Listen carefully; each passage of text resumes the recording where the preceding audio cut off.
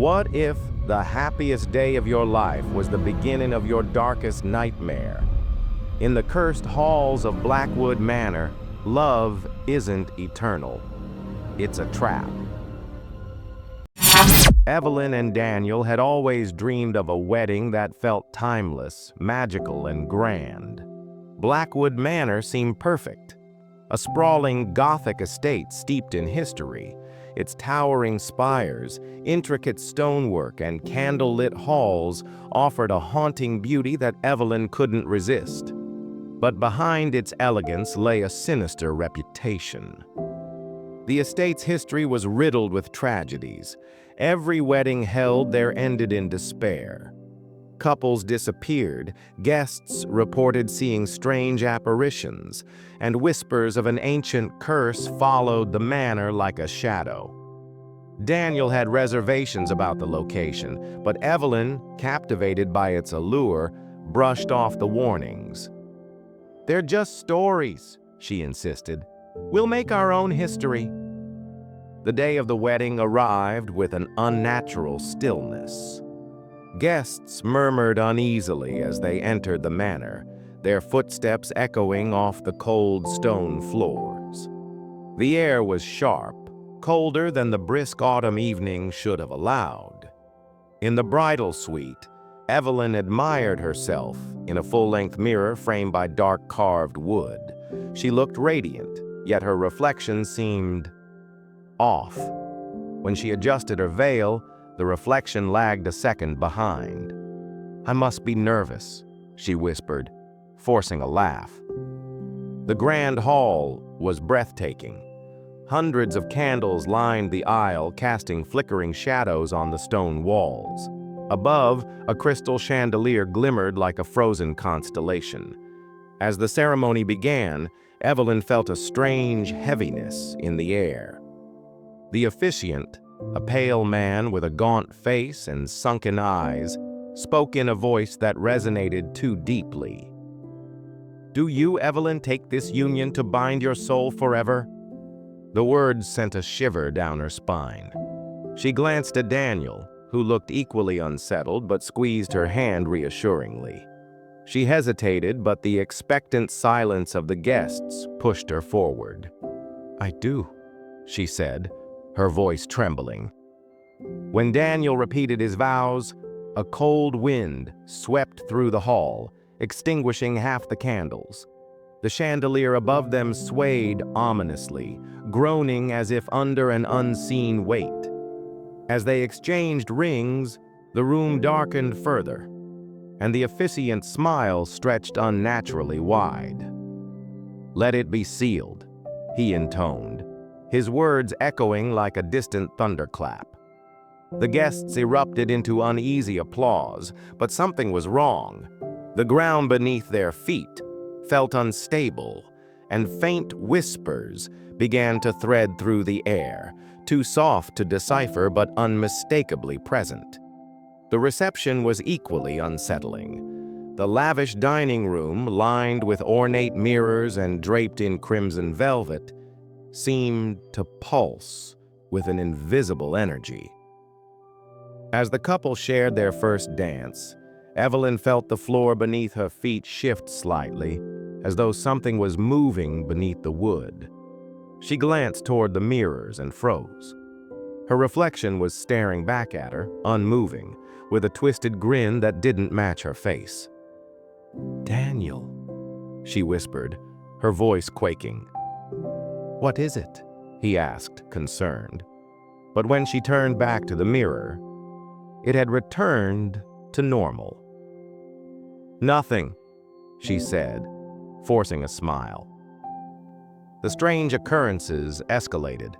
A bridesmaid screamed when she saw a handprint appear in the icing of the wedding cake, even though no one had touched it. The band's instruments emitted a low, droning hum that grew louder until one of the violin strings snapped violently. Evelyn's unease deepened when she realized she hadn't seen the officiant since the ceremony. By the time the guests began leaving, the manor seemed to exhale. its heavy atmosphere growing more oppressive. Evelyn and Daniel retreated to the bridal suite, an ornate room at the top of a spiraling staircase. The suite was stunning, with its antique four-poster bed and rich tapestries, but the portraits on the walls were deeply unsettling. Each depicted a bride or groom, their expressions unnervingly blank, their eyes seeming to follow Evelyn wherever she moved. In the middle of the night, Evelyn awoke to the sound of faint music. It was a melancholic melody, like a music box being wound too slowly. "Daniel, do you hear that?" she whispered, shaking him awake. But when Daniel sat up, the music stopped abruptly. "It's probably just the wind," he said groggily, lying back down. Unable to sleep, Evelyn decided to investigate. She followed the sound of faint footsteps outside the room and found herself descending the staircase. At the bottom, a trail of dried rose petals led to the grand hall. The hall was empty, save for the officiant, who stood in the center with his back to her. "What are you doing here?" she asked, her voice trembling. He turned slowly, his face now pale and hollowed, his eyes glowing faintly. "You said the vows," he rasped. "Now you are bound to them." Evelyn tried to run, but the heavy doors of the grand hall slammed shut, trapping her inside. The officiant stepped forward, his form flickering like a mirage. The portraits on the walls began to shift, their painted faces melting into hollow-eyed specters that stared down at her. "They're waiting," the officiant said, gesturing to the shadows gathering in the corners of the room. Daniel appeared at the top of the staircase, shouting her name. When he reached her, the shadows lunged forward, clawing at them with skeletal hands.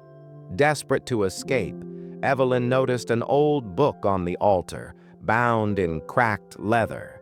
She grabbed it, flipping through pages of cryptic symbols and ritualistic incantations. One passage caught her eye. "To sever the bond, the symbols must burn.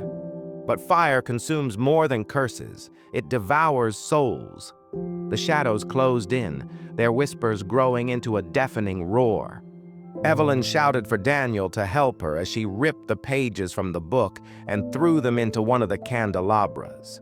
The room erupted in chaos. The shadows screamed as the flames spread, licking at the walls and consuming the cursed book. The officiant's form twisted grotesquely, his voice a cacophony of tortured screams. The ground beneath them cracked open, revealing an abyss filled with writhing figures. Evelyn and Daniel clung to each other as the room began to collapse. "Run!" she screamed, pulling him toward the exit.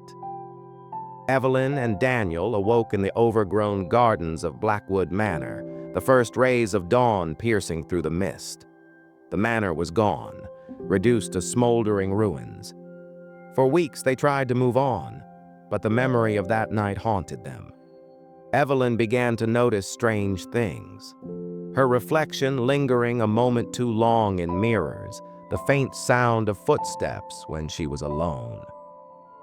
One morning, she found her wedding ring back on her bedside table, though she had thrown it into the flames. When she looked into the mirror, her reflection smiled. Some vows can never be broken. Would you dare to say "I do" at Blackwood Manor?